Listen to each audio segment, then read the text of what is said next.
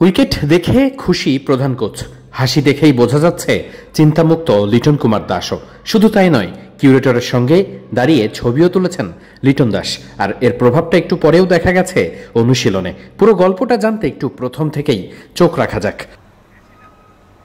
লিটন দাস এবং প্রধান coach Phil Simmons দুজন একসাথে গিয়েছেন কিউরেটরের সঙ্গে উইকেট দেখতে।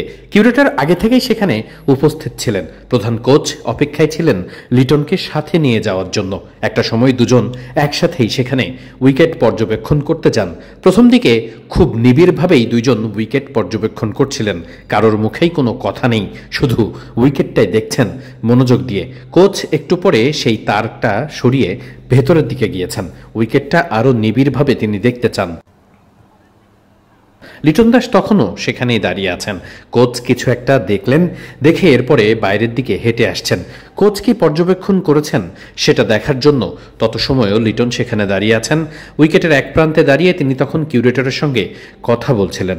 কোচ তখন উইকেট দেখছেন ভেতরে দাঁড়িয়ে। একটা সময় কোচ কিছু একটা কিউরেটরের দিকে তাকিয়ে বলতে বলতেই উইকেটের এই প্রান্তে এসে পৌঁছালেন, এবং সেই সময়টাই কিউরেটর লিটন দাস এবং কোচকে কিছু একটা বোঝাচ্ছিলেন উইকেট সম্পর্কে।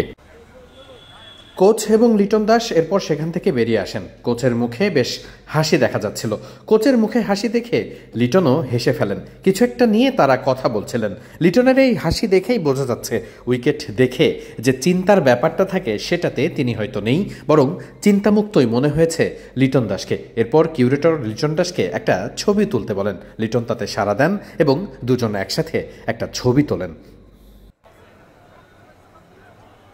যাকে দেখছেন সেই ভদ্রলোকের নাম জাহিদ রেজা বাবু। চট্টগ্রামের কিউরেটর হিসেবে তিনি বেশ প্রশংসিত এবং সুনামধন্য অনেক আগে থেকেই। লিটন দাস কিউরেটরের সঙ্গে ছবি তুলে এরপর সামনের দিকে এগিয়ে গেলেন। দলের সবাই তখনও ওয়ার্ম আপের জন্য প্রস্তুতি নিচ্ছে।